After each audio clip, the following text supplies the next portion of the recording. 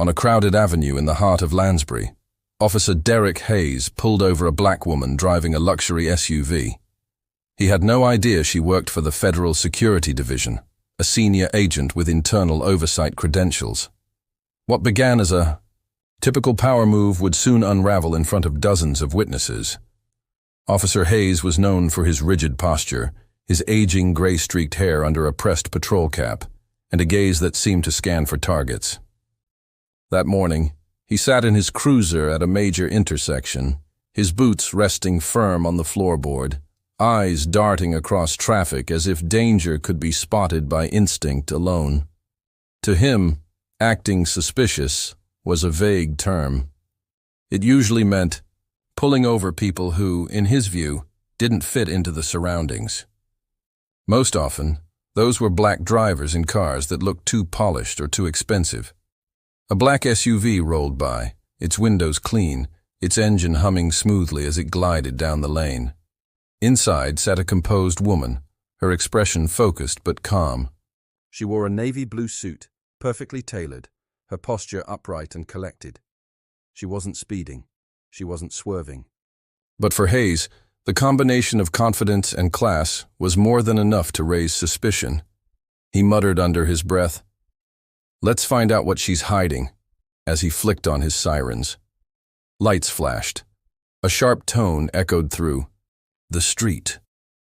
Behind the wheel, Maya Brooks spotted the flashing reds in her rear view. Her face didn't flinch. She had been here before. As an agent handling internal misconduct, she'd reviewed countless complaints like this. But living it personally always hit differently. She signaled, then gently pulled to the side of the road. She shifted into park, took a deep breath, and adjusted the lapels of her blazer. Even with all her training, these stops still stirred. Frustration deep in her gut.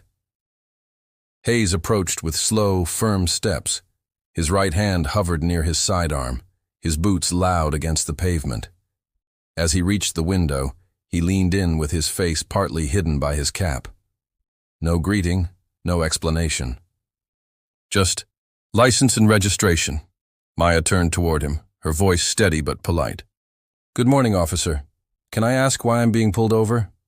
He frowned, his tone clipped and defensive. "You were driving suspiciously. Just hand over the documents." Without reacting, Maya moved slowly, opened her glove box and pulled out her license and registration.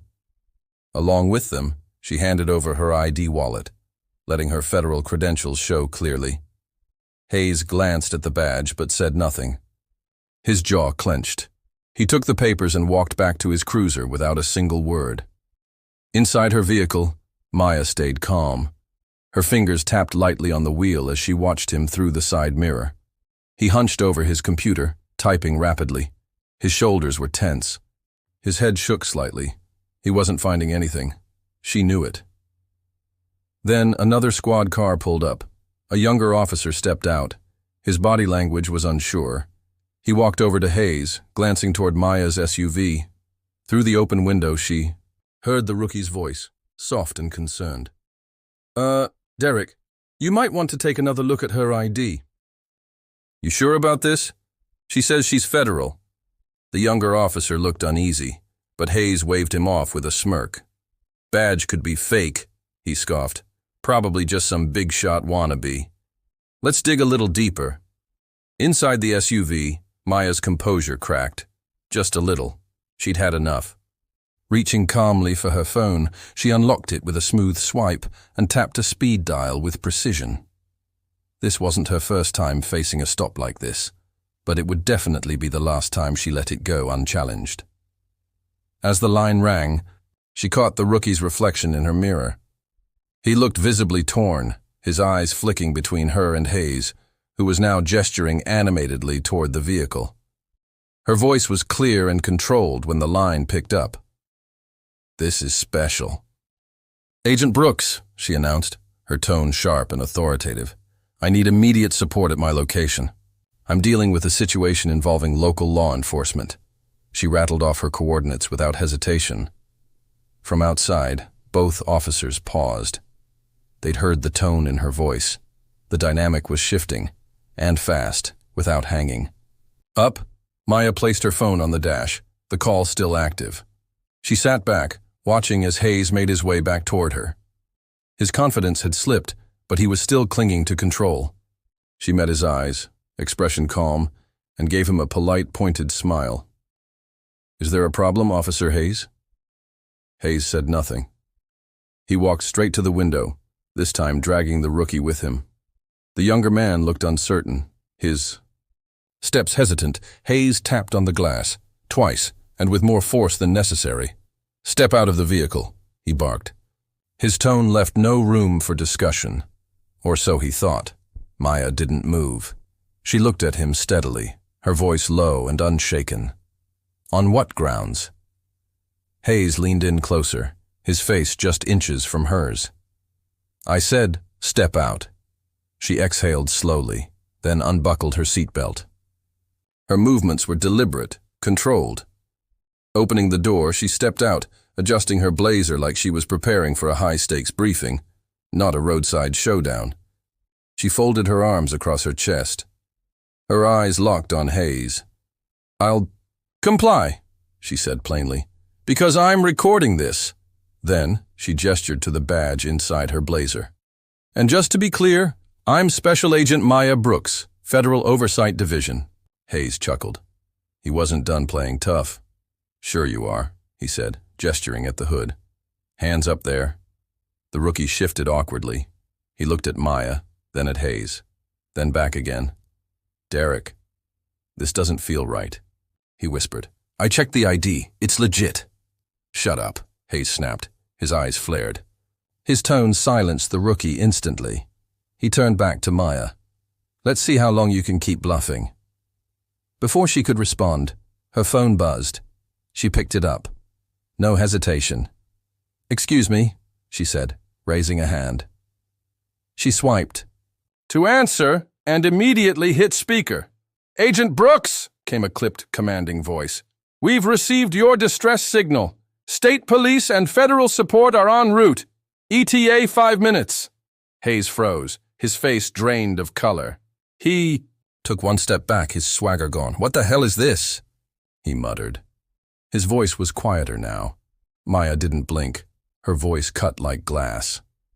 "This," she said, "is the end of your career, Officer Hayes." Behind her, the rookie just stared. His face showed a mix of shock and quiet agreement. He didn't say another word. In the distance, the sound of sirens grew louder as unmarked black vehicles and a state cruiser rushed toward the scene. Their arrival was impossible to ignore. The sound of tires, the flash of sirens, and the weight of authority pressing into the narrow Lansbury street. Federal agents stepped out of the unmarked cars, each move controlled, precise, but carrying unmistakable power. The crowd that had gathered fell into a hush. Phones were already out, cameras recording. The entire moment now belonged to the internet. Officer Hayes, once so bold, now stood frozen in place. Beads of sweat formed at his temple. His confidence melted away as two sharply dressed federal agents strode directly toward Maya. "Agent Brooks," one said, his voice steady but tinged with concern. "Are you all right?" Maya gave a small nod, her face unreadable. "I'm fine," she replied. "But we need to have a serious discussion about this officer's conduct." She tilted her head slightly toward Hayes. Before Hayes could say a word, a state trooper stepped forward. His presence alone demanded attention. His voice was firm, final. "Officer Hayes, you're officially under investigation for misconduct. Hand over your badge and weapon." "What?" The words slipped from Hayes's mouth, high-pitched and desperate. His hand instinctively reached for his belt, but froze when he met the trooper's cold stare. Whispers rippled through the crowd. Dozens of phones captured every detail. This moment was no longer his to control. Hands shaking, Hayes slowly removed his badge and service weapon. He handed them over, his face tight with disbelief. "This is a misunderstanding," he barked. "She's twisting this." Maya didn't flinch. She turned to the people around her, her voice calm but cutting. "This isn't the first time he's done this," she said, her eyes sweeping the scene. "If you check his history, you'll find a pattern. He targets people of color. This is not new." Behind Hayes, the young officer clenched his fists. Then, as if something snapped, he stepped forward. His voice trembled, but his words came fast. "He makes us stop minorities all the time," he blurted out. "I'm sick of it." Hayes whipped, his head around, his face twisted in disbelief. "You're turning on me?" he spat. "You're really doing this?" The rookie stood straighter, his voice stronger now. "No, Hayes," he said quietly. "You did this to yourself." The crowd erupted. Murmurs, gasps, some cheering, all of it caught on camera. A viral moment was being born. Maya stood still, arms folded, her expression one of silent satisfaction.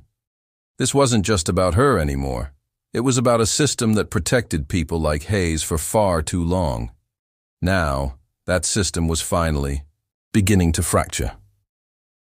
Days later, the fallout reached national headlines. Body cam footage, combined with bystander videos, painted a devastating picture of Hayes' behavior. The internal review uncovered a disturbing past, years of profiling, harassment, false arrests, and systemic abuse. He was immediately fired, and charges were filed for abuse of power and civil rights violations. Agent Maya Brooks, meanwhile, was praised for her calm response and integrity.